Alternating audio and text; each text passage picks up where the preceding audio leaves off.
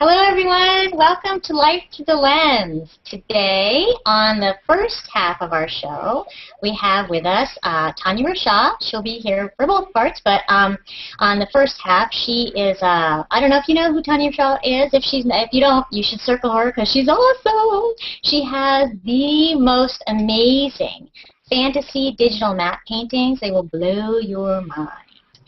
She is going to give us a little peek into her creative process. Also later in the first half, we get to unveil a new segment, the processing tip of the day. And today, Brian Matiash of On One Software, who is filling in for the vacationing Carrie Murphy, he is going to share with us a tip. And in our second half, if you're joining us live, the second half is not recorded, and that's where we get to share with you our Life Plus One segment, and we also, where we get to share with you photographers who inspire us, and we also have a giveaway of Perfect Photo Suite 6.1, thanks to Brian Matiash and On One Software. Yay!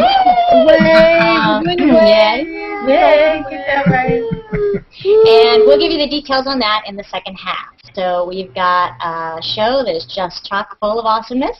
So let's get started. My name is Kelly Seeger Kim. I am a stay-at-home mom and macro photographer. If you want to find any of my work, you can see it on my Google Plus profile page or at kellyseegerkim.smugmug.com. Next up, we have Anna Wynn. Anna Wynn! Hi everyone, I'm Anna Wynn. I'm a photographer in Naples, Florida. You can find my photography work here at Google Plus or on my website at zanna.com. I am currently working on a few awesome projects. One is I started Photo Exchange today on Google Plus, where I want to exchange one of my prints for one of your prints. So just hashtag Photo Exchange, and one of us, I guess you can contact me if you want mine. I can contact you if I want yours, and we'll see if we make a trade. Another great project. That is awesome. I hadn't heard that. Yeah, very cool. I started today. Another great project I'm working on is a very large Art Basel installation called Gator in the Bay. I'm posting a lot of updates on it on Google+. If you're interested in learning more about that, it's gatorinthebay.blogspot.com. Wow. And I'll tease you with that. Right on, Anna. Busy, right? Next up, we have Carrie Murphy. Brian Matiash. Hello, Brian. Hey, thank you very much, Kelly, and everyone. Thanks for letting me be a kind of a guest host here. My name is Brian Matiash. I'm the curriculum and education manager, as Kelly has said, for On One Software, and I'm also a photographer. I specialize primarily in, right now, landscape stuff since moving to Portland, but I also love doing a lot of HDR and kind of urbex or that abandoned work. So you can find me at plusbrian.com. That brings me to my Google Plus profile, and also on One Software. So thanks again, everyone. And Tanya, I'm really excited, Tanya, to be here. Right on. We are happy to have you guest host because you're kind of awesome. Kind of. We don't want to tell them that too much, but just a little. Yeah. No. Karen Hutton. Right. Hi, I'm Karen Hutton. These boxes you see are only so big, and if we compliment Brian too much, his head just starts to go. Hi, folks. I'm Karen Hutton. I am here on Google Plus all the time. I have a few websites out there. I do voiceovers professionally, and that website is KarenHutton.com. I do photography as well. That's KarenHuttonPhotography.com. And I have a project that is a collaboration of photographers and musicians and voiceover that is really, really special and really fun and is gaining momentum. It's called lilgalleries.com. You'll have to go check it out. We just launched a new show recently. Yes, we did. Really? Yes. With Kelly Seeger Kim and Carrie Murphy. And we have some really exciting shows coming up. So, yeah, check that out. And I am so excited to be here tonight because I've been admiring Tanya's work forever. And, boy, have we got a lot of questions. So You don't need more from me. Why don't you move on so we can get to Tanya? Okay, next, Mr. Ron Clifford. Good evening. Hello. Good evening, Ron Clifford. And I'm really excited. I've had the privilege of having seen what Tanya is going to show us tonight, and I am telling you, stay glued, because it is just fantastic and really inspiring. And I'm not going to talk about anything I'm doing right now because I just want to get to Tanya. Right on. Tamara Prusner, still rocking the hottest hairdo I've seen in a long time. I know, just got a haircut too. Oh. Couldn't stand it. It was getting too long. I'm Tamara Prusner. I'm a photographer in Tucson, Arizona. You can find my latest work at G+, of course, and then I have a website as well. It's www.throughtamseyes.com. Right now, the biggest thing I'm working on is a mentorship program. We're in the middle of our 3rd week, and oh my gosh, it's going so well! Yay! Yeah, all right. Excellent. But, yep, so we're working on that, and that's the biggest thing for me. So. Right on. Tana Teal, good evening, lady in turquoise.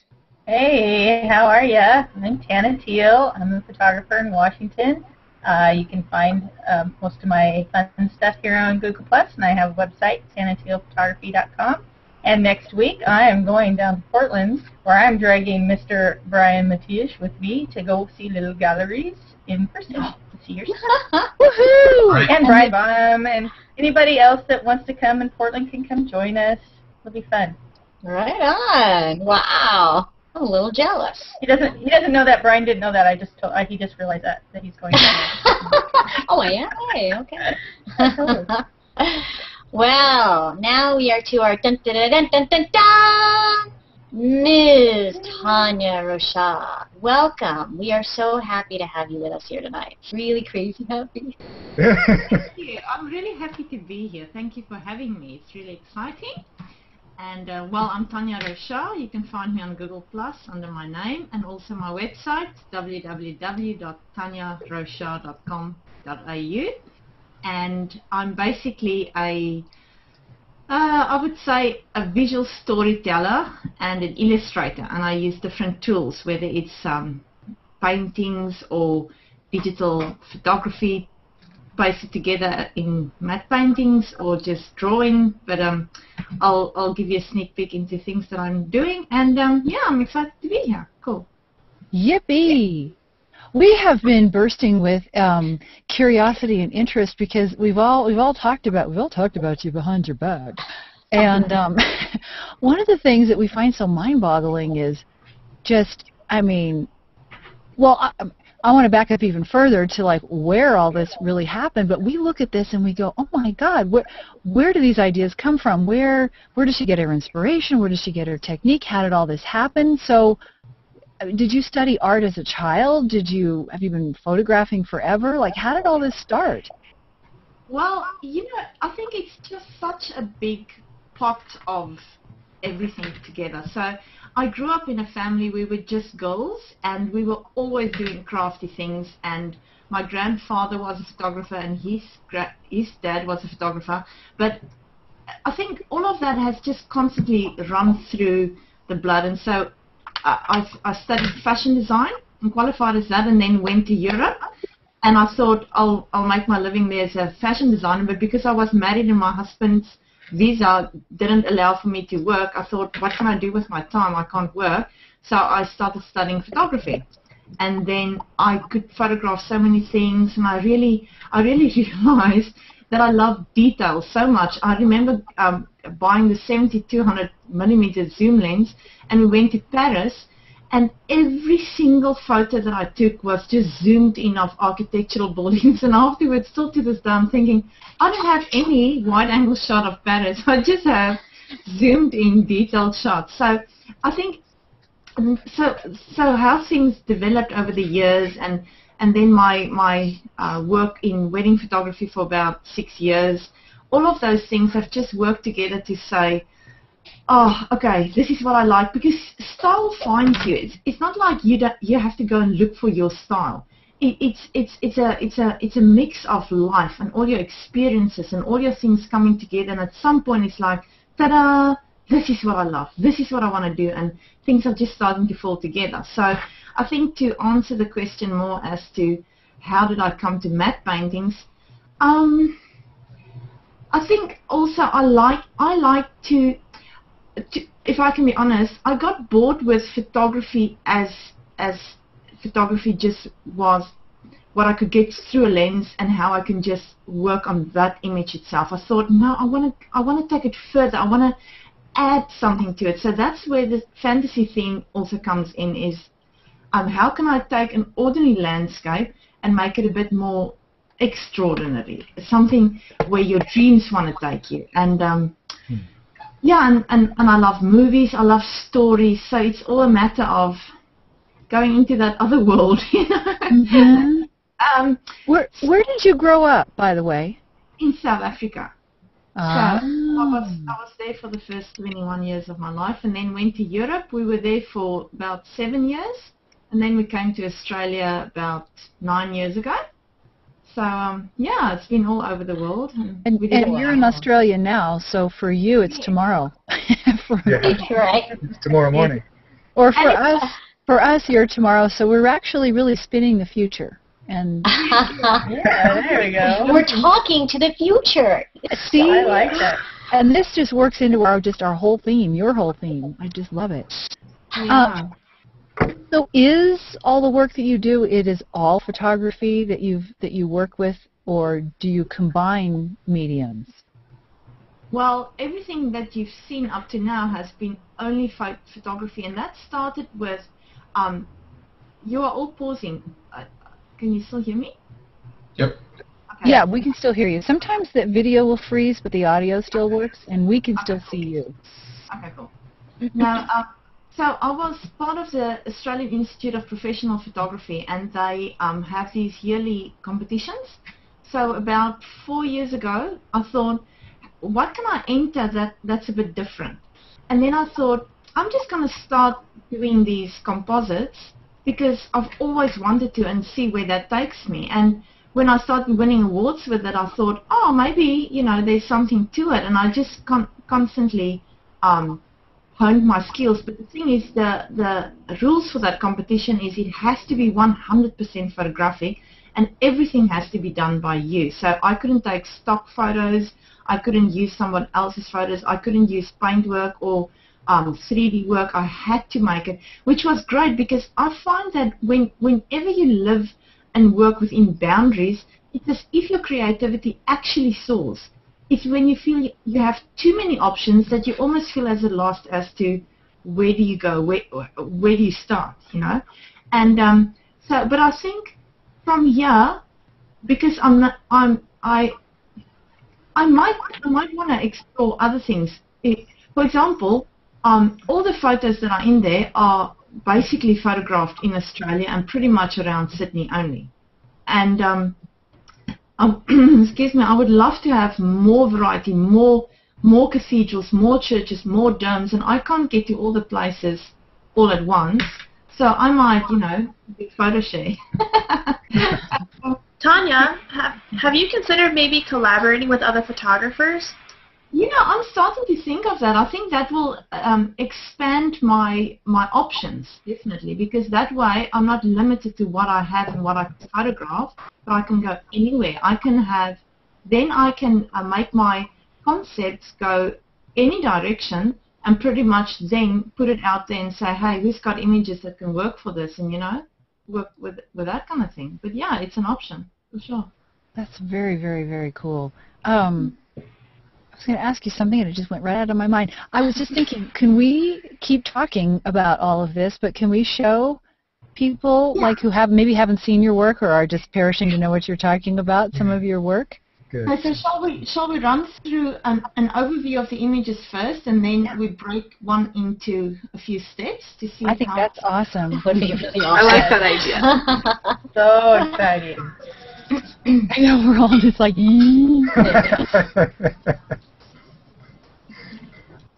Oh boy. You have this fascination for biplanes and like these aerial vehicles, which I'm really curious about because they're incorporated in a really cool, very, very cinematic way.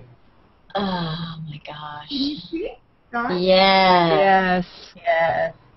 Okay, so here you can see a girl. So that was part of a fashion shoot because I did a lot of fashion photography as well. These were all, it's pretty much one dough that have been stretched and pushed and changed colors. Originally it's just a green one, but colors were changed on Photoshop. I mainly, when I take photos, I make sure it's quite overcast, even lighting, but a bright overcast, not a dull overcast, so that I can add shadows and lighting in Photoshop. And I mainly do that through using quick mask. So I would go into quick mask and I would then paint on the areas that I want light, for example, and then I would have that as a selection, jump into curves layer, and then add light, and the same with the shadows. But before I do that, I first apply a hue saturation to get rid of the color, and then I can add color. But I love to work with curves because you can just go into the different channels. And yeah, so anyway, so there you go. This was one of my first ones, and I would love to be there. Oh, so would I. Yeah, wherever that is. Where is Yes. that? Where did you take that? Well, no, this is not anywhere specifically. These are, and you see, it's also playing with scale because these are actually very small rocks, but blown up in this context, they look like they are the mountain, mountains, and these are actually way bigger in real life, but then shrunk down. So Wow. it starts with your vision first, and then you can just do pretty much anything with anything. Do you And- see it all before you even, like, is it all fully formed in your mind before you start? And that's what makes you shoot whatever you shoot? Yes. So I'll show you afterwards. I have 2 new concepts that are waiting for me now to start. Well, I have more, but I'll show you 2 because they are so cool. It starts with pretty much a sketch, and then I paint digitally to get colors right. So I find that if I do that preparation properly, then it's way easier to say, okay, what of these do I have and what of these do I need to go out and shoot. Now, how does a sketch start? Well, it could be something that inspires me. For example, if I watch a lot of Lord of the Rings, for example, I go to bed and my mind just naturally, because of the silhouettes that's basically embedded in my subconscious, out of the silhouettes then I create my own silhouettes, and from there you just keep on adding detail and detail and detail. You know, like many writers say that when they have a writer's block, to stare at a piece of blank paper doesn't help. So what they do is they just start writing whatever comes to mind. They just write, and the process of writing then leads to creative thought that leads to a potential story. Mm-hmm. And I found that works the same with concepts. It's not just go sit and stare at the ocean and hope that a concept will pop into your mind, because that doesn't happen.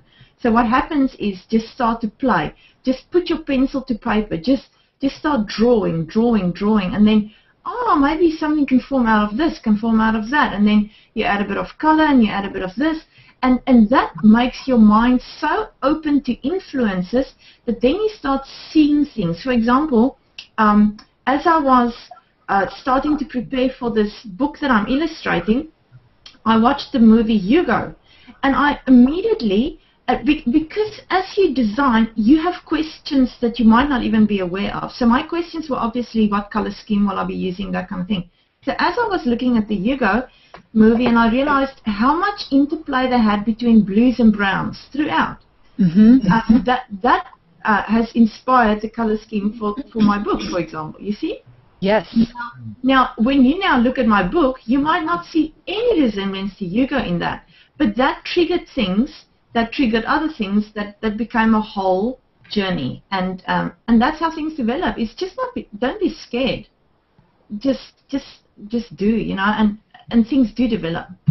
Okay, so this was a piece of driftwood, just one piece. Wow. That's excellent. Yeah, and I just thought, you know, if I photograph different sections of it, but also then cut. Don't be afraid to, you don't have to just take something as you shot it. You cut into it. For example, here, you can see my mouse, right? Mm-hmm. Yes. So, for example, I can now think, oh, but I don't want this section, so just cut in there. I don't have to show the whole rock as it was done at first. So, yeah, this was all pretty much the driftwood and the sunrise that I thought, how can I combine that? And then you make just a fantasy city of that. Wow. How many layers is a photo like that? This one I don't think had that many layers. Well, it's hard to also say because I don't keep all the layers to the end. The file gets way too big. You know, when you get to 1.5 gig, it's so slow to save. Right. So and then I get lazy with saving, and then when something crashes, then you feel, oh my God. What's the from the point that you're starting your concept, you know, your sketches to the final product, you know, I know it's kind of be just a random question to ask, but is there an average amount of time that you'd say, like, is it a couple days, a couple months? Is there some that you started a year ago that you still can't finish? Yeah, you know, I think things are also getting faster as you get more into it. So at first, it could take me a week or 2 weeks just to get a concept happening. Now I can get a concept happening. Well, okay, where do we start? Do we start with research or do we just start with concept? Because let's say I have this thing in mind. I have the series that I want to do. I call it the Four Queens series. So it's going to be done with dolls. 30 what's it in your terms? About 12-inch high dolls. Okay. And each one will represent a different queen of the cards: Queen of Hearts, Queen of Spades, Queen of. Oh, cool. And then in different settings. But so I just got this idea one night as I was drawing on a blackboard in our kitchen, and I'm like, oh, I've just created a Queen of Hearts. What about I make a series? So you never know when inspiration comes. But then as I have that in mind, I then start researching. Okay, what colors will work? What this? What that? So okay, to answer your question, Brian. So once I have my idea and I just sit down and I say, okay, now let me do some concept. Pretty much within a day, I have 4 good concepts per image. So per queen, I have 4 concepts. So let's say that goes over 4 days for the whole series. Then I put the concepts into color, and then I start photographing. But I'm not at the photography yet because I put that on hold for the children's book. But I'll do that now as we, continue. So, yeah. When you get to that photography point, do you already have a checklist of things you need? Oh yeah. And what is cool about having that concept sketch is then I know exactly what angle I need to photograph it on. Right. Because it's one thing to say, oh, I got that tower, but I got it front on, and actually my concept demands one from above.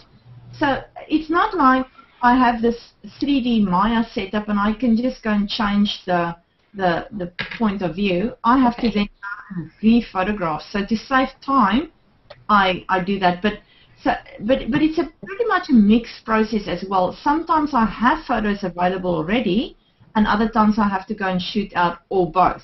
So the thing, I work on the stock library all the time, and now that I know that sometimes you sit there and you think, oh, if only I got that tower from a different point of view.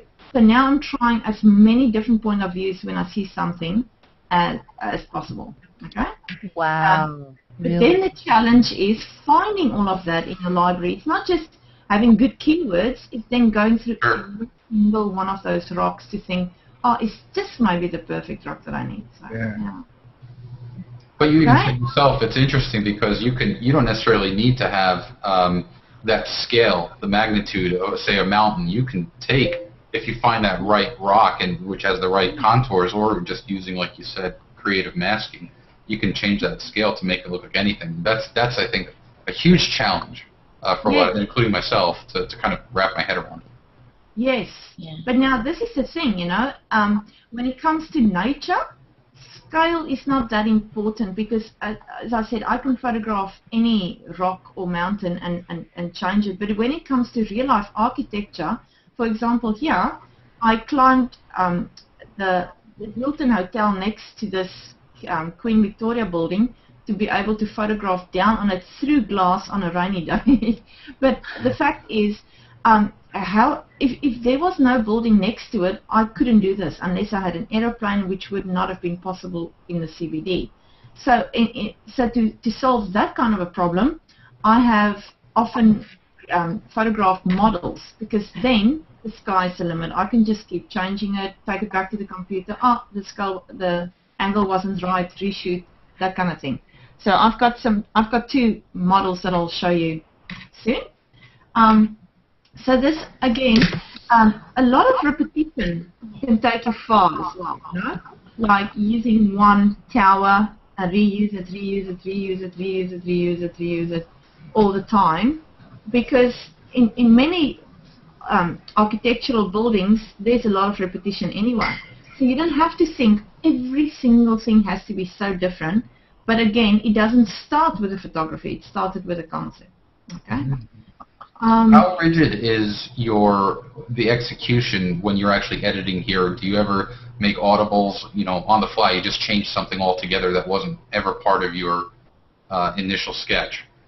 Oh yes, because I think a painting actually reveals itself to you. You start with the idea, and then as it develops, it tells you, no, rather take me in this direction or that. But it's not a total different direction. It might be that you think, oh, I think a more subdued palette would work way better, or adding a dragon to this scene or to that one. The one that I'll break down a little bit later, I had a dragon flying down onto the castle, and the whole concept of that is really cool, but in reality it didn't work out. So eventually the dragon wasn't there, and the dragon was a model as well. So, a model? You mean like a plastic? Yes. Oh, that's where So, you do that. Tanya, well, I have a question for you then. Do you go back and see these as never completed works of art? Or when you're done with one, do you think, okay, I'm done with that one, and now I'm doing another one? Yeah, you see, I can now go back and I can find faults with absolutely each one and change each one, but I feel that, like Picasso said, your art is a visual diary. You know, this is where I was at that stage in my life. So now I would do things differently, so do things differently now. I don't need to go back and keep reworking that, because, no, I've taken from that what I could, and all of that, you know, there's C.S. Lewis, he said, this moment contains all moments. And there's so much truth in it, because whoever you are at this very, very moment it's just a sum of everything that has been working up to now. Your art right now is again the sum of all the art you've made up to now. Whether they were good art or bad art, that's all contained in this one piece of art. All that knowledge, all that experience. And I don't want to go back and go and mess with that. You know, that was then. So, yeah. Okay. And when, you know, I think when I feel something is finished is when I feel I don't have a passion for working on it any longer. I just feel, you know, it's as if there's this hold on me to keep on, and that at some point I feel that hold is gone. It's like, okay, that's it. And you haven't, I haven't heard you anyway. I've been looking at the chat and listening at the same time, but I haven't yet heard you tell us how long the work, once you get it into Photoshop, how long the process would generally take. I know you revealed that last time, and it's quite astounding, actually. Yeah. So I think the shortest I can do a matte painting in, if I have all the images done, is about 4 days, but it can take about 2 weeks. So, but then I talk about 10, 12-hour days, right? Not wish-washy. I'll show you what kind of one takes long and what takes short. So, so Ron, I'm just putting your question on ice. I'll get back to it. Yeah, that's fine. I can get to it. I have a sidebar question, but it does relate. Do you sell your work? Do you only work on commission? Like, what is the kind of the business base of your work? Okay, so the business base has always just been for my good pleasure and to build a portfolio, because I wanted to do both with this. One is to sell them as fine art and for interiors, and the second one is to have a portfolio for book illustrations and book covers. So the thing is, they are now, as we really setting it all up, they will go on sale, and as I create more, they will be added to that whole deal, and then I'll start exhibiting throughout the world. Oh, that is so great! And by the way, can you make the image a little bit bigger? Can you like zoom in just a little bit more? But then it's like. Oh, I see. Okay, that way. All right. Sometimes you can stretch those to take up more of the screen. Never mind. Yeah, I see. If I get rid of all the palettes. Oh, that's okay. Do a Shift tab. Oh. Now, how about that? Yeah. Oh, yeah, baby. Oh, yeah, baby. That's what we're talking about. We all just got shivers. Ooh. So this is all there as well. But I think because I was so into doing these landscapes, I think many of them look uninhabited, which my next projects will be different. There will be more life to it, I would say. So yeah, that's. You know what I do with your paintings and your pieces, Tanya, is I read a lot of fantasy books. So when they talk about a far off place, I just love going to your stream and finding a landscape that I love, and that's my world in my head when I read. Nice. That's super cool, Anna. So you know what, Anna, just write me a list of a few good fantasy novels to read. I'd love that. Okay, good. Okay. And this one is again.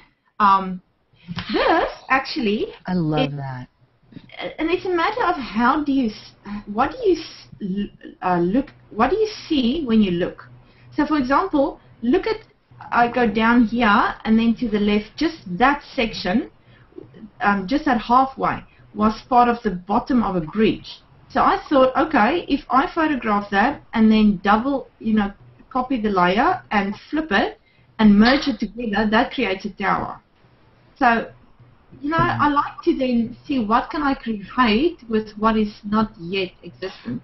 These are not actually bridges. They are tops, just these arches you walk underneath, at the bottom of some of the and then you make a bridge out of it. So it's just to think a little bit out of the box.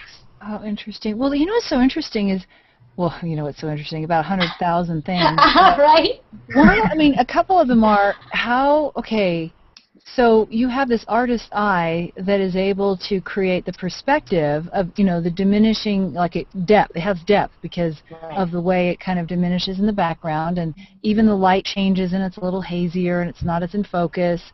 And then you have your focus points toward the front, and the light is exactly right. It makes sense because we see where the light source is. Is that from your background? Did you just pick that up along the way? Yeah, I think I did have art in school, but it's you do more art theory than anything else. Yeah. And then because if you have a passion for something, you're always reading up on it, you're always exploring it, experimenting with it, and your ears are very attuned to anything it can pick up to help you grow. Right. So I would say I'm pretty much self-taught as an artist in that sense. I didn't go to university for art or any of those things. So the thing is, you just pick this up, and it's kind of artist or art speak. So you learn about the different perspectives, not only linear, which means, the direction of the lines, but you also learn about atmospheric perspective. So as things go further from the eye, it's less contrasty, and it's less detailed, and it's less saturated. So then you just start applying those things as you build, firstly, your concept sketch, and then it's just almost without thinking that you do your matte painting. Your thinking work is really your concept sketch. Right. Because that's your piece of art that you start with, right? And how long have you been doing this, like this? For the last 4 years. Uh-huh. They say you need 10,000 hours of practice in anything because before you can say you're really a pro. But I don't think I reached 10,000 hours yet. Yeah, you're pretty much a pro to me. Speaking of hours, how many hours does it roughly take you? Like even just an average on one of these pieces from photographing the initial image that you want to use in them to like this right here. Okay, so this one would be less than some of the others. This one could be about, let's say, 7 days. 7 days, full days, right? But this So 24 times 7? Yeah, no. 12 times 7. Oh, okay. Okay, so that's about, what, 84 hours. No? Yeah. Wow. Yes. Okay. But it can, some other ones have taken me 180 hours. But this one, why this one didn't take that long was, I had the concept, then I went to the Chinese Garden of Friendship in Sydney, and I photographed everything from scratch. So I didn't have to take time searching my stock library. I didn't have to take time to go and reshoot. It was just photograph,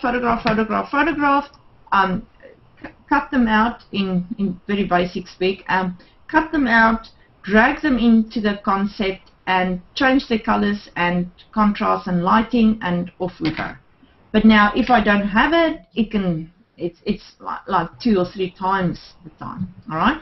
Or let me just skip, I can come back, but this one, for example, was not a building in itself. This one took 180 hours because, as you can see, this, for example, it's not, I don't know if it will go in focus, but this whole section was built, all made, all built out of separate little layers. So that, with a window, with this, is all different layers together with that. Okay, so then you add it to there, and then the perspective keeps changing. So it's not like you just copy and paste. You have On top of the fact that you have the light is amazingly perfect. This the way that you keep that light consistent. That's Right. That in itself is hard. Yeah. So, I'm looking at this, and has this kind of style, so that, there's definitely a cohesion between image to image, or I shouldn't even call them images, but these kind of epic scapes. What about just, photography? Going out, photographing, not necessarily for elements to composite into these types of, works, but going out and just, composing an image or a photo, taking the exposure, editing it, and just straight photography. How does that fit into kind of the repertoire?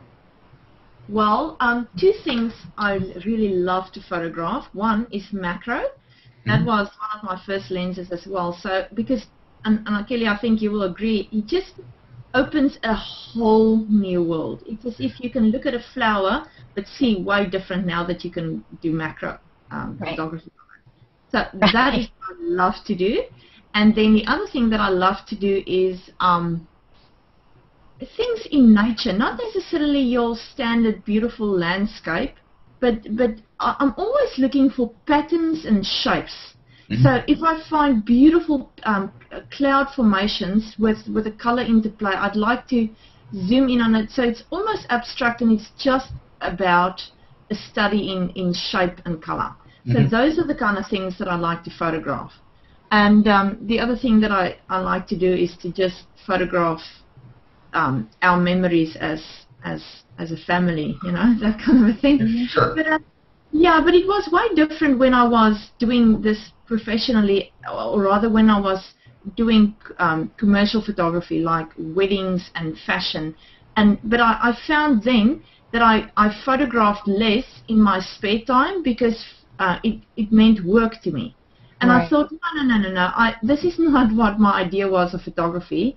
I can't continue this way. I don't want to just do a wedding week after week and photograph people week after week.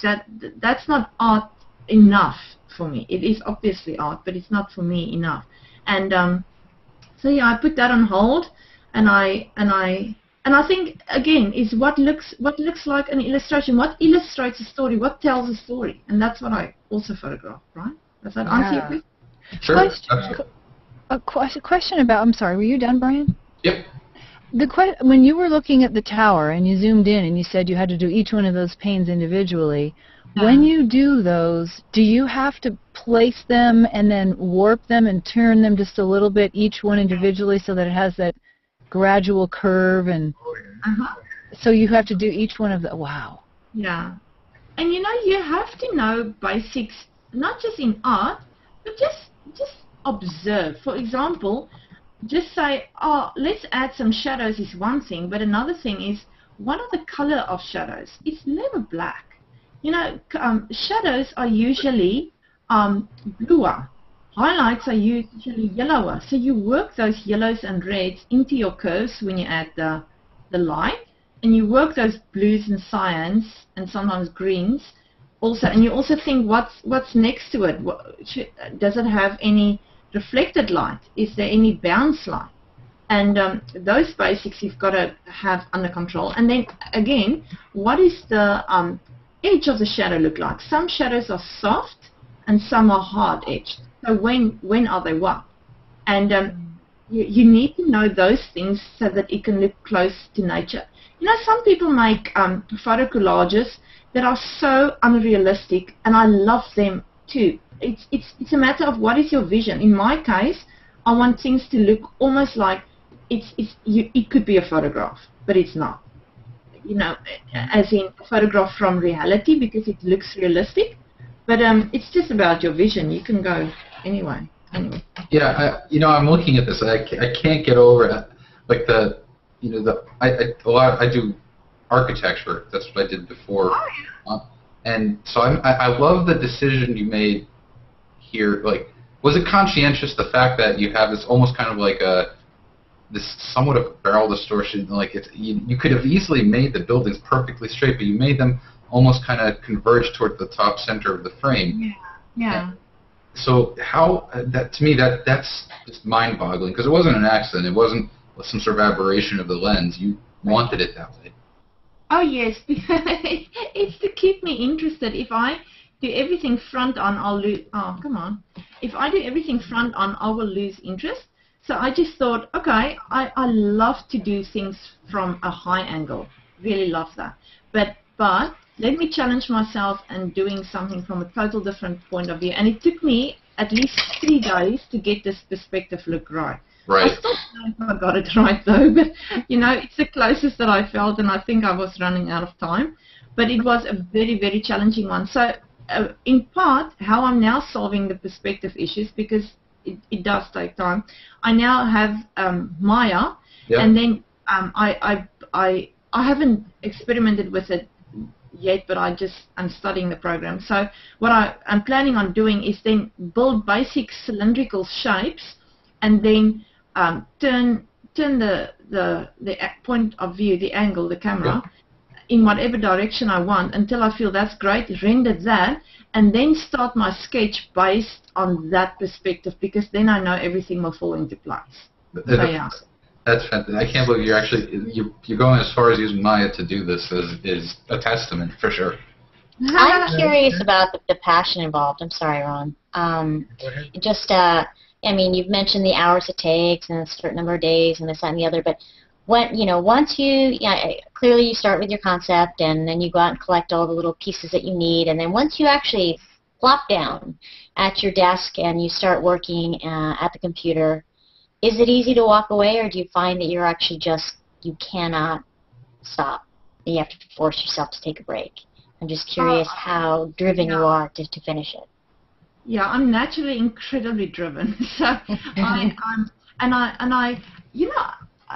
again, you are such a product of everything up to now in your life. My dad, I remember, he was very strict, and we would sit down and just color in pictures. And then, you know how children are, they get bored with a picture halfway through, and then they turn the page and want to start the next one. And he would absolutely refuse that we do that. He would say, no, you've chosen this one, you sit with this one until it's completely finished. And all the time, that was so drilled into us. So in my mind, I cannot give up on something. So it's very hard, even if something isn't working out, to just stop and say, you know what, this isn't going anywhere. There's something in me that says, no, I'm going to make this work. I'm going to get this happen. And also, my enthusiasm doesn't wane. I just keep at it, and my enthusiasm might even grow, even more passionate over time. It's just, I just love it. So I just stick with this week. I can bury my head in it. So my husband has to keep saying, come on, take a break. I'm like, no, it's not work. Did you say that you are married and have a child, Yes. or did you not say that? I have a son. He's 11, and I've been married nearly 15 years now. So, yeah. So you have a very understanding family. Oh, yes. Yes. My very much so. And what about them? Are they artists of any sort?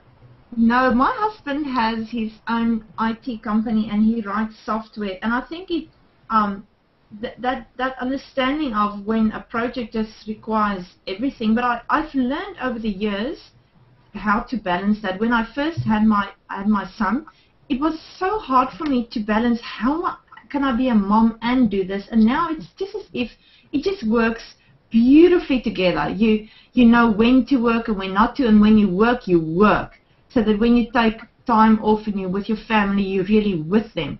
And I found that it all works together. You know, at first when I had my son, I'm thinking, oh, I'm in my middle of my work. If he cries now, it's kind of a distraction, that kind of a thing. And I knew I didn't want to feel that way, but that was just how I felt. And I'm like, no, I have to change, and I have to figure out how people that are successful do this. And what I realized was that actually in those distractions lie your best inspiration moments, and in those moments lie the restfulness that you need, so that you can maintain your pace when you do that again. So yeah, it's just the more I have time, as my son has activities happening and school days and those kind of things, I work a lot. Over holidays I don't work that much, obviously. Mm-hmm. But and then also my son and we share a lot of the same passion. So we go to art exhibitions, and we do a lot of things together, and we like the same kind of books and those kind of things, and outdoor activities and those kind of things. So yeah, it's just, you just learn to balance it. But at first I was a bit out of balance, and yeah, you just learn to adjust. And that's what's good of being in relationships. You just realize there is balance to life. Otherwise it can get too out of control. I think sometimes when you find that balance and you have the richness of a relationship and just, life, especially for the kind of art that you do, it affects it and makes it richer and gives it more texture and depth. Yes, absolutely. Because again, my house has a lot of paintings of models and figures in it. It's also my love for fashion and fashion art and those kind of things. And people always say, are these self-portraits? Are these self-portraits? Not one of them is a self-portrait, but like I mentioned earlier, you cannot help but reproduce yourself, so you better be careful who you are, because that will show in your work. So yeah. Work on your life, and your art will obviously reflect that. So, yeah. We have one question from the chat, and yeah, we're just the time is just flying by. So luckily, we have two halves of our show here. So one question from the chat is, which should be a simple one to answer, which is, how is your workspace set up, and what things like monitor size and your Wacom and all those kinds of things do you have to make it easier to spend that much time on your work? Okay, so I have I started off with this huge ESO monitor. It's a 28-inch ESO monitor. It's what size? 20 what? 28. 28. Okay. Okay. And then I have a huge Wacom tablet, the biggest one you can get, but it's the panoramic size, so that it follows exactly where I'm on the Wacom is where it is on the screen. Wow. And then I thought to myself, no, I really want to get so into, I love being, you know, for example, I don't like to just look at beautiful mountains. I want to walk in them. I don't want to just look at the ocean. I want to swim in it. I like to feel I'm actually surrounded by that which I love. And so then I thought, no, I better get a Cintiq. So I got one of the small one, the 12-inch, and then connected that with a laptop. And then I thought, no, let me go for the big one. So I bought the big one. So now I have the big one. And yeah, so it's all set up and I'm happy. I can point that out later. So, yeah. Awesome. That is just awesome. And you mentioned support to family. So, for example, all these rocks, they were taken, and we've done many such family trips. When I'm in the middle of a project and I don't have photos, I would say, oh, you know, in the middle of Australia in the outback, I've seen these lunar-like structures. Let's go there for a weekend or, you know, a bit longer because it's thousands of kilometers away. And then we go and photograph that. So we make a whole family holiday and mommy gets to shoot and we get to, you know, have our time together. And it just all blends together. And that's the beauty. That is really, really cool. What camera system do you use? Well, the Canon 1D.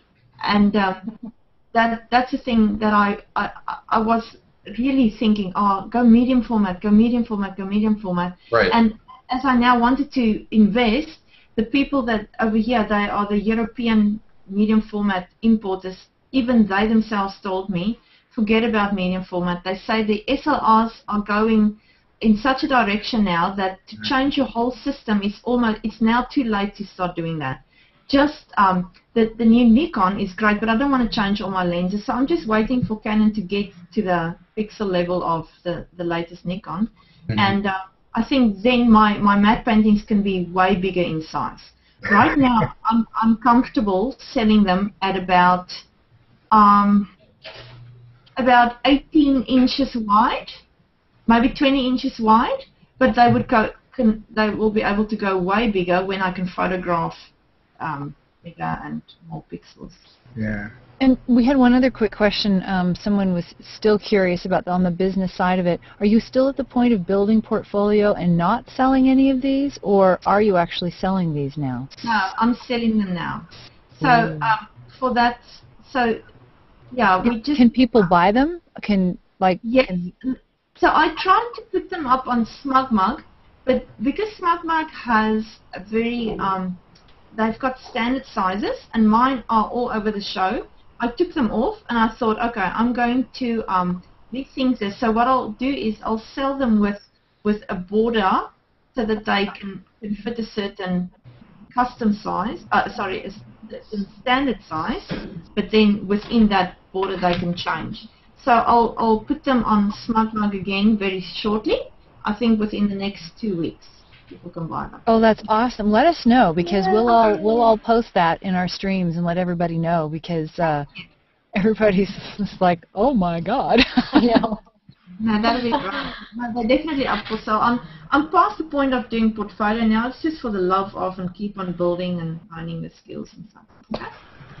Awesome. So, yeah, again, these were just rocks without any of the greenery. The greenery was added through bonsai trees, because I found that I could really come in close and photograph bonsai trees from any angle and direction, and it's so beautifully perfect and crisp.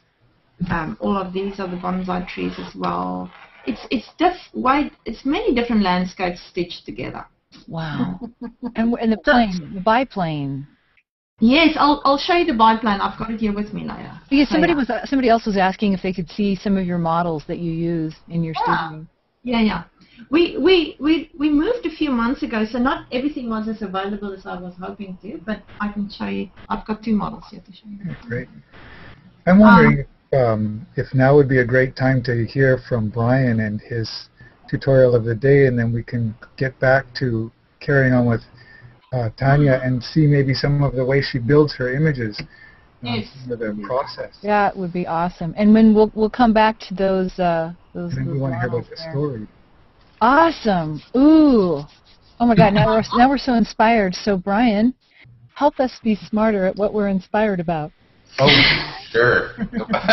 I'll go ahead and screen share right now, and I'll just move this thing here. And there we go. Do you see my desktop? See what I see. We do. All right, cool. So this is more, I want to just take a lot of people I think have. There's a product that my company makes called Focal Point, which is very near and dear to my heart. And so what I want to do is give an illustration of where a product like Focal Point would be useful. So this is a shot that when I posted it originally was finalized. This is the finalized image. I was just, this is in New York City, and I saw this Jersey barrier, and I really enjoyed how someone kind of spray painted the LV and E for the word love, or I guess logo. But I found that overall it was very, very distracting. This background is very busy, and really my focal point, for lack of better words, is this Jersey barrier and the essential plane of focus. So basically, the area of the sidewalk that the Jersey barrier is on, that is what I want to be in focus. I wish that I shot maybe at a wider aperture. So what I want to do is I want to be able to simulate it. Now, really quickly, if you were to just go vanilla into perfect or into focal point here, you'll see the kind of difficulty that you'll run into. And so I'm going to show you a little tip with Photoshop specific. Hey, can I ask you a question? Since you're in Photoshop, you know how that little guy can get really transparent and you can't see him anymore? The bug? Yeah. Yeah. How do you make him so you can see him? If you go to the View menu item in the product and then go to Focus Bug Opacity, a lot of times it accidentally goes to 20, so you can barely see it. Right. So the problem, that's just going to View, Focus Bug Opacity to 100%. Very good. That's a great tip for folks. Yeah. Yeah, and it's something that it does. A lot of times you don't even know that you've done it. It just feels like you've made it disappear. Yep. So in this situation here, what I would do is I would put a planar bug. So I'll show you right now. I'm going to put this bug in the foreground. And so you can see that I'm starting to achieve this plane of focus where the foreground's in focus but the background is out of focus. Only problem is that you've got the bug itself is two-dimensional. You've got the bug here, but everything above it is out of focus, and that doesn't work well visually. So you have two options at this point. You have the painstaking option where you can take a focused brush and just start painting focus, restoring the focus, but that is a very, very time-consuming task, and it's also very finicky. If you have Photoshop, and this, unfortunately, for those who don't have Photoshop, this is a requirement. Let me bring my little toolbar here. You can use the Quick Select brush. It's the fourth icon in their tool well. And what I'm going to do is I'm just going to make a quick selection of the Jersey barrier. And that's one of the great things about Photoshop that I love is this tool. This tool is fantastic. So I'm just making a quick selection here. And you'll notice that I've now selected the entire Jersey barrier. What I'm going to do now is I'm actually going to remove selections because you see here you don't want what's through the Jersey barrier to be in focus. Does that make sense? Yes. So what I'm doing is I'm now inverting the selection here. So I'm just and I'm going to make it very rough. I'm not going to spend too much time, but I'm just making when you say you invert the selection and you're able to select those holes, for instance, how are you actually doing that? It's a good question. So let me make the brush a little bit larger. Of course it is. Of course it is, Karen. Who do you think you're talking to? The Jersey barrier, so you see the circle on the right there? Yep. And there's a little plus sign. So the plus sign indicates that it's additive. Anything that you draw on, it's going to add to your selection. If you add something that you don't want, so for instance, I didn't want the inside circles, I didn't want that little area there, you press and hold the Option key on a Mac or the Alt key on a PC and it turns to a minus. So anything you draw on will be removed. So what I did was I just removed that information. Nice. So now we have this selection made. here's the first tip. Let's say that this is a complex selection, and maybe Tanya can relate to this. You know, you're making a lot of complex selections. As a kind of an insurance rule, I always like to save an alpha channel. And what an alpha channel will do in this situation is it'll save the selection. So watch. Let me bring up go to Window, go to Channels. Oh, I have it right here. There it is. What I can do is hit this little button. Actually, you guys can't see my cursor. And it'll actually save that channel. So you see the alpha number 1? Barely. It's kind of small because, unfortunately, it's a 30-inch. The 30-inch display is way too small or large of a resolution. Mm-hmm. But the point is that this selection is now saved. So in the event that you accidentally deselect or you want to come back to that selection, it's as simple as just loading it right here, as opposed to going through and reselecting everything. So that first tip is the alpha channel. It's just a quick way if you're in your photography and you're editing, working with a lot of selections, it's a great way to kind of save those selections. So now watch what happens. If I send this image over to focal point, the way focal point works is it honors selections. So because the Jersey barrier was selected, only that is getting blurred, which is the complete opposite result that I want. So if I cancel out, here's the key. If I want everything but the Jersey barrier to be blurred, it would make sense then to invert the selection. Right now, only the Jersey barrier is selected. If I go to Select and then hit Inverse, now everything but the Jersey barrier is selected. If I go back to focal point here, you'll see now that I have this control where the Jersey barrier is in focus. I can bring my plane of focus down to the bottom. And now we're starting to get this background, so I can customize that. I won't go into too much of the detail, but you can see how by adding just a little bit of that blur, we're reducing the distraction, and we can control the overall brightness and contrast of that, so that your eye really goes to the sharpest, brightest part of the frame immediately. Nice. And so that's how you're using selections in combination with a product like Focal Point to get this nice shallow depth of field. And so that's basically the quick tip, and some maybe not so quick, but it really does bring it to a different level, where now we have this this arena to work with, and we can go in and create an adjustment layer, say, brighten up the Jersey barrier, and not have to worry about all the distractions of the background. That's typically why a lot of times you buy a fast lens, is so that you can separate your foreground and your background. This gives me that insurance, because all I need to do is I have all that, the details here in the background, but with software I'm able to choose whether or not I want to keep it. That's fantastic. Good point. Yay. Yay. Thank you, Brian. That is fantastic. And in the second part of our show, we're going to be giving away an On1 Software Perfect Photo Suite 6.1, thanks to Brian. Sure. Yay! Stick around for that. We have so much more with Tanya to go. I'm debating, should we go a little bit longer in this half of the show and then continue on in the after show?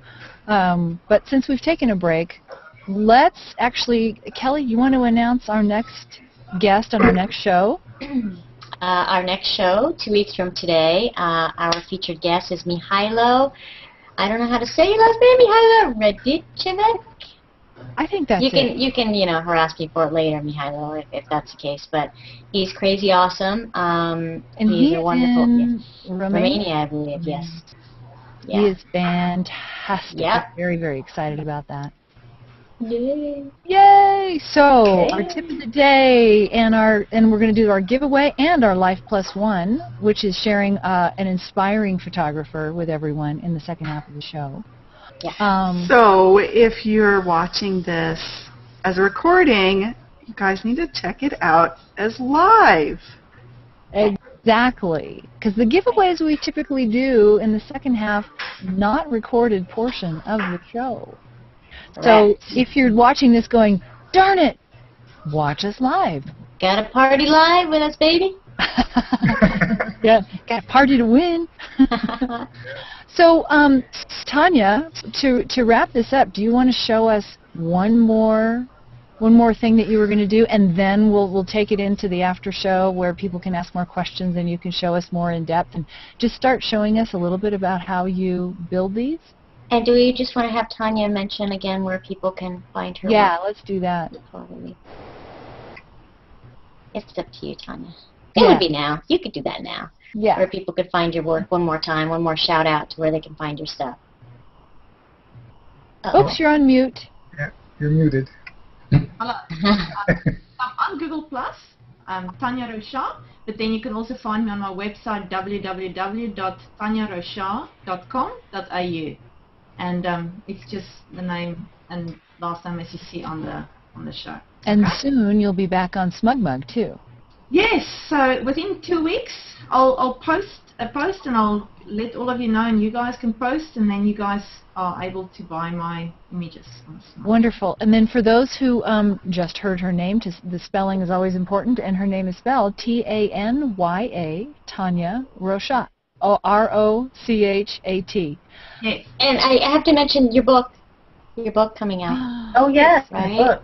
So, two things. One is I have a book on my techniques coming out through Flat Books on the 2nd of October.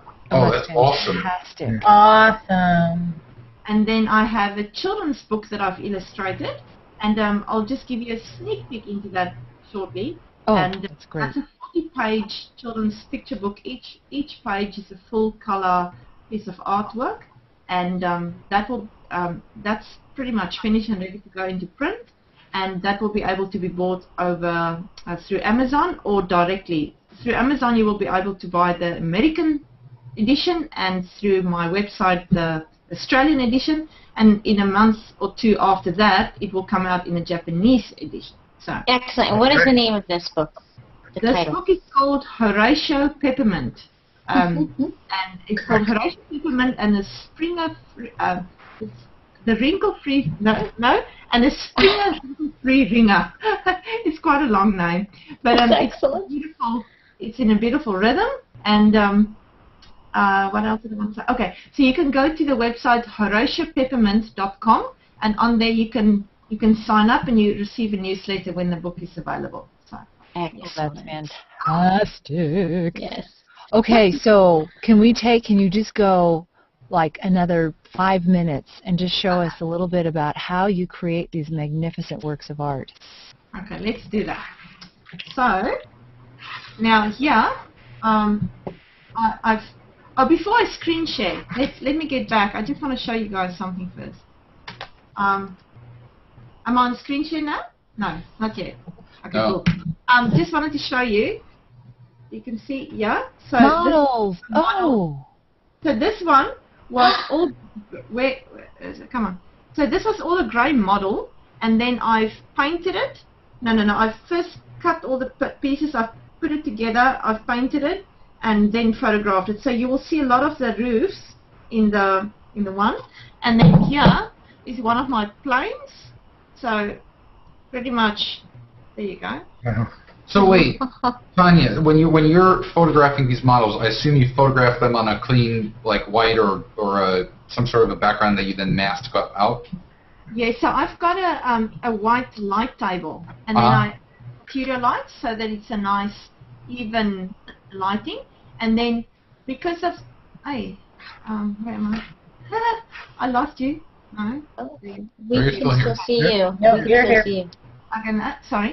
And then I photographed them very shallow depths of fields because I'm very close up, and then I use helicon focus. Oh, and you use focus stacking. Yes. Oh, And wow. I put the whole depth of field together. Wow. Yeah. It's backbreaking work because you just click and the focus. Yeah. I know it. Wow. Okay, that's a whole another depth of appreciation for. Yeah, no Have you doubt. considered getting a different lens for just that type of photography? Because I know a lot of people who do product photography tend to, I think it's a tilt shift or a certain kind of lens that you can use that focuses completely. Yes. Now, I would love to have that. I was just still into, up to very recently, whether I should halt with buying more lenses for Canon and go medium format. But now I've made up my mind to stick to Canon. So I think definitely a lens like that could be very handy. Yeah. Do you have a dragon there? Do I don't have it with me. Sorry. Okay. That's okay. I can curious. photograph the dragon. I'm going to include that with the next image on a next matte painting, and then I'll post these different elements. From now on, when I do matte paintings, I'll take you guys through the process, so you'll not just see the finished result, but you'll start seeing the concept and as I progress. Yeah. That's fantastic. Yeah, it is. Tanya. Let's screen share. Here we go. Let's screen share. Okay. Let's get Yeah, that. kids, don't try this at home. This is a trained professional. Okay, you can see. Okay. Yes. Let's move. So here, for example, that's a model that I photographed, and another one. But this one was, I've cut off part of it already. And then these were in a shopping center. I photographed this for the texture. So then the texture I've overlaid. So bear that in mind now as we get. Unreal. This is another model. Before I spray painted in black, and then I start painting it. Okay. So this is the concept. So here you can see. You say, focus, zoom in on Brian's face at this point. Mine officially blown. Right. Keep talking, Tanya. We're sorry. We're just all blown away. We're agog. I will be using those, the model with those roofs over here eventually. There on the bridge crossing will be the guys on the, because I have 4 different guys, it's not just the one, on the horses with their flags. And over from here would have come down a dragon. But somehow it didn't work. Eventually it just made this whole thing look too much like a V. So the dragon will come another one. These are all the the towers, and you know which one I photographed. Yeah. And these rocks they look gigantic in comparison or in scale-wise in this image, but they were actually quite small again. And again, they were cut to be like fingers from big pieces and then stuck together to create a new look. So this is without the perspective lines.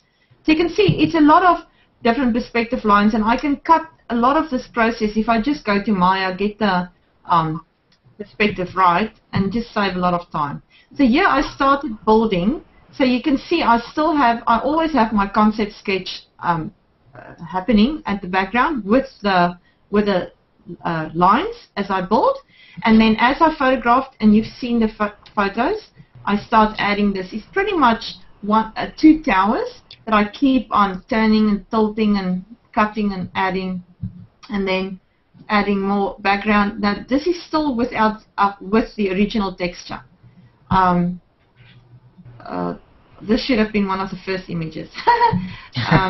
Okay, there you can see just adding a bit more to add structure. So here you can see the rock as original. Now this is original. This is now not without. This is still without the light and the darks that I'm adding. Adding more rocks just as they are, and more. Now you can see the. Let me just show you. Yeah, this is original. Now look at the change in light already. Okay. Wow. And just knowing, so that's why the concept sketch is important to know where is everything going. But this is just roughly cut until I put in the water, and then I will start adjusting that. Adding those roofs that you've seen. You can see now, so this is the original structure of the castle. This is an overlay. So it's just pretty much dragging that texture on top, then using free transform with a warp. I love, but whenever I drag in any image or any texture, I convert it to a smart object first so that I don't lose the sharpness of the image. Because as soon as you use free transform on an image, you will you will lose that sharpness. Yeah. So turn it into a smart object, and then use the warp function to push those things down, and then change the blend mode. I experiment. Sometimes multiply, sometimes overlay, or soft light, or screen. Those are my favorite ones to use. It totally makes sense why you call yourself an illustrator. It doesn't really matter, what tools you get yourself there, but wow. So here you can see this is straight on, but this is now softening it with a bit of atmospheric perspective.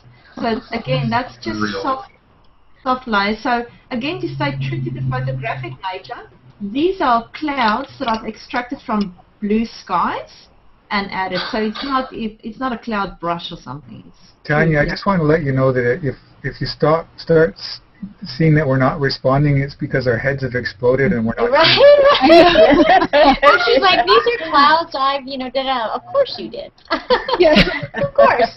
Oh, we do My that all the time. Dropped when you first started, and it still hasn't been able to close. I'm like, She's drooling over there.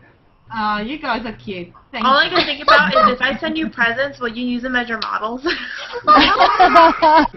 You know what I would like is for people to say, oh, because I'm a sucker for domes, cathedrals, and churches, and if people can come with different angles and it's all in complete focus from beginning to end, and people say, can you do something with this? I might be very, very thankful. So I thought I'd just put it out there. And then you need to talk to Scott Jarvie. Just Why? Everybody goes like, whoa, why do you say that? What? Scott Jarvie. What? Oh, because Scott Jarvie does all those towers, all those churches. He loves to do the LDS temples. This is one of the concepts that I'm making. Can you see? Yep. This is one of my new ones. So it's just like a Chinese superstructure. And then another one, I just want to do something at night. But over here, I'll have dragons flying and circling in. So.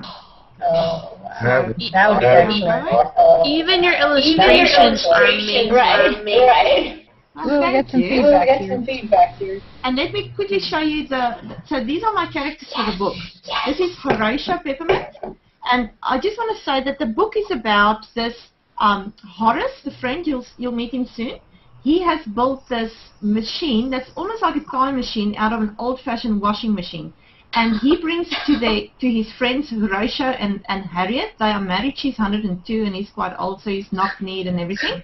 So he brings the machine there, and then the machine sucks him in at first and spits him out. Where is he young? Now he's young. So he's not knock-kneed at all anymore, and he's young. Now, this is his wife, and there's the cricket cat, and this is Horace. And when Harriet comes out, she's young. Now, what happens, and then they start getting greedy and they think, oh, maybe we can time travel, and they get sucked up again, but this time it spits them out all mixed up. So one has that one's hair, and this one's eyes, and that one, and eventually they're like, oh, and that happens again and gets even worse, and then I think, how can this get better?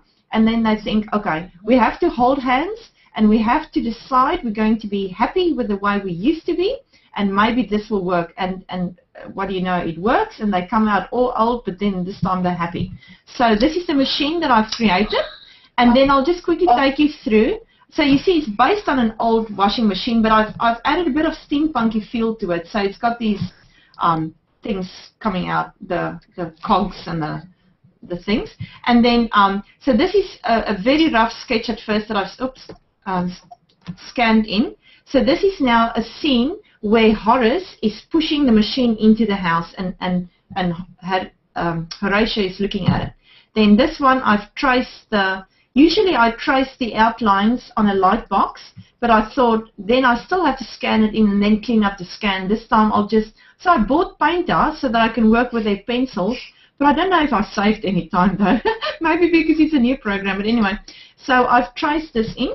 And then this is the next step you will see when I've added the colors and the machine. And then that's what it looks like. And then eventually adding the background. So the last step is just adding the words. So each page will pretty much have this feel. So yeah, there we go. Wow. Can I tell you how excited I am for this book to come out? Thank you, me too. So yeah, there we go. I'm done with screen share now, eh? So yeah. Am I still here? Yes. Cool. Excellent. Am I back? Yes. Hello. Yes, we have a mad echo loop developed. From my side? No, from our side. From our side. I don't hear Kelly though. She's mute. She's muted. She's muted. Yeah. Okay. Cool. Tanya, try muting. Okay, I'll mute. And now? Am I better? Yeah, you're fine. We're the ones that are echoing. Okay. Right. Oh. Right. Well, now it's not echoing. I don't hear an echo anymore. No, it's Weird. gone. Good. We don't know who Yeah, that is. I'm crazy excited about this book. I just can't stop fawning about it. So you're writing it and illustrating it and creating your work around it, and it's just yours through and through, right? No. I have I've met a woman. It is quite amazing. We were in church that day and speaking because we were newly moved to this area, and the minister said, "Oh, I want to introduce this couple," and they introduced us. And afterwards, this lady came to me, and it's her first day at that church too, and she's like, "Oh, so you said you're an artist. What kind of art do you do?" I said, "Well, I'm actually an illustrator, and I'm really now ready to start doing children's books." She's like, "You wouldn't believe it. I am a children's book writer, and I've been looking for an illustrator forever." And then I thought, okay, great, because many people have said, "Oh, these are my scripts, would you like to illustrate that?" But I honestly will just illustrate what I feel passionate about, because that will show my work. And when I read her story, I'm like, I'm on. So this is the first of a series of 4 books. Can I please read you the first, the first few words? Yes. Sorry. No, Yes, please. I wanted to hear, it's in a beautiful, almost Dr. Seuss-like rhythm. So it starts like this. Horatio Peppermint was a creative old buff, but as the years bounded by, things became tough. Ideas dried up, his toys toppled in demand, replaced by gigabyte gizmos from a foreign land. Peppermint was now grey, knock-kneed, worn out, old. He was sad, dejected, miseries untold. His wife's name was Harriet, Mrs. Peppermint to you. He'd married an older woman, she was 102. Then suddenly one day, without warning it seems, came Horatius' friend with a wondrous machine. Horace J. Springer had invented a hum-diddy-dum dinger. He called it the Springer Wrinkle-Free Ringer. With a tremendous crash, he burst through the door. Peppermint turned. He'd been pacing the floor. And for the next, you have to buy the book.